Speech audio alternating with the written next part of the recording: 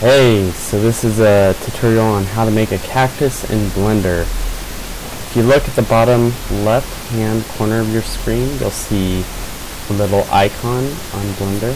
That icon will show you what keys I'm using at any given time.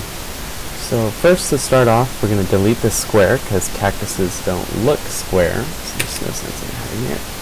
So you click delete and then click the delete button. And then second, I like to work in orthogonal mode, so if I hit numpad 5, that switches us to an orthogonal view. 1 will give us the front, numpad 3 the side, numpad 7 the top. So we'll switch back to 1. Make sure that our cursor is centered on the screen. Double check on the side view and the top view. Okay, that's roughly good. So now, if we enter edit mode by clicking tab, actually I think we're still in object mode. I gotta do Shift A to add an object, then under mesh pick cylinder. This will be the base of our cactus. If I click and hold control and then drag along the Z axis of our environment, I can move this cylinder up notches. So holding control key blocks the cylinder, the grid basically. If I don't hold the control key, it's kind of free flowing like that, which we don't want. We want it to be snapped right along the XY plane. Next, I'm going to scale this down because this is a little bit big for the tree we want. Same thing, click S to enter scale mode and then hold control and I'm moving to have it locked to given sizes. Left click will complete, hold control again, drag down to the origin. Actually in the center, it's a little bit off center when we planted it. Now in Blender, most of the things we do is a drag and drop type of interaction. It's like a sculpting, and the biggest tool that you're supposed to use is extrusion, so in this video I'll show you how to do that. So tab enters edit mode. We change our face selection to faces instead of vertices. Select the top of the cylinder, turn back to the front mode, and go ahead and move up by holding shift and then holding the middle mouse button. I can move my view. S the scale a little bit. Since we know cactuses are kind of small at the base and they tend to bulge out, we'll do the same kind of thing. Extrude, scale, extrude, scale, extrude, scale. You're going to hear me saying that a lot in this video, so you might get bored of my voice. Extrude, scale. And we'll start to taper off our cactus.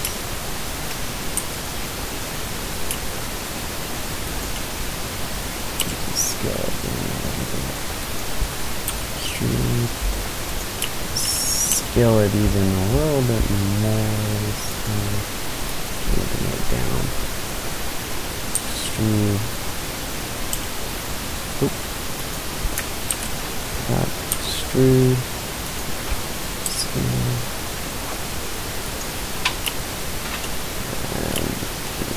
Fine editing in here, extrude, scale,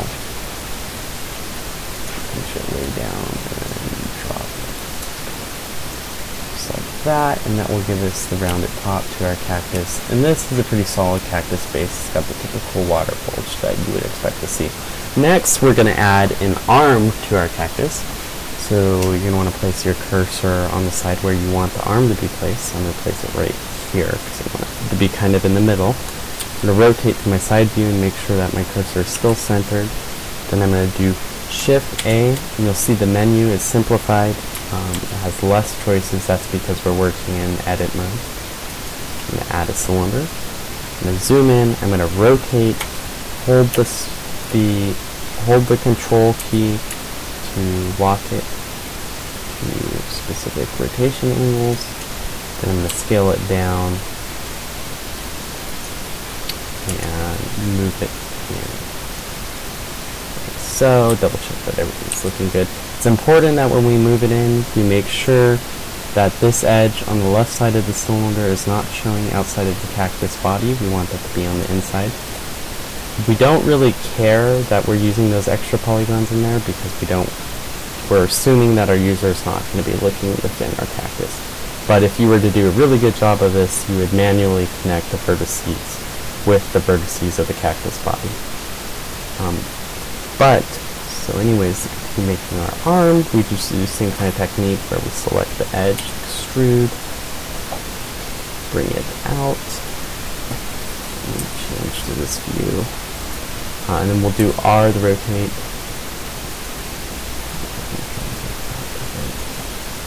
Extrude, R to rotate. And go ahead and drag it up and over a little bit. Just scale it down some. Extrude. R to rotate. And drag it over. So,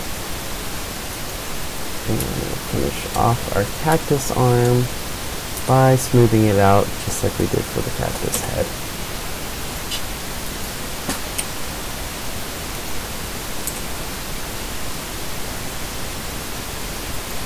Perfect.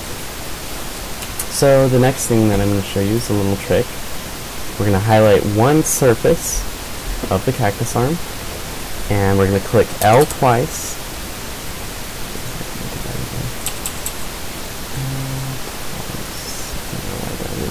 Working. 1 second. There you go. L twice. I had to enter in vertice mode for some reason to do that. That will select all the linked vertices to the one vertice that I selected, in this case just our cactus arm. And I'm going to do Shift D. That will duplicate it, so that way we don't have to remodel it. I'm going to move it down here, and then I'm going to scale it. Lock the scaling to the x-axis. So I just clicked the X key. The little key identifier down here didn't show that, but you can see that I have the x-axis locked here in the status bar, and also on the display you can see this red line, which means that our scaling is locked only to the x-axis. If I hold Control, and I can also lock the scaling to unit size grid bits. So do the same kind of thing, hold Control, scale, move it, and now we're going to place this arm a little bit lower on the cactus. So that way it looks a little bit different. And I'm actually going to play with the scaling. Now it's important here that I don't just select what I see and scale that, because that will cause this kind of ugly explosion where it's only scaling one side. Instead, what you need to do is you need to make sure that selecting things, all visible things, is enabled. And that way you can just use B as the box select command, and box select what you want to scale. In this case, I'm going to scale this entire portion of the arm a little bit bigger. And I'm also going to move it in some, so, and kind of extend the tip. That'll make this arm a little bit unique, so you don't really see that it's directly derived from its neighboring arm, like so. And that's pretty much a simple cactus. Actually, let's move the entire arm in, because that gap is a little bit big. Do the same for this arm. Move it down a little bit.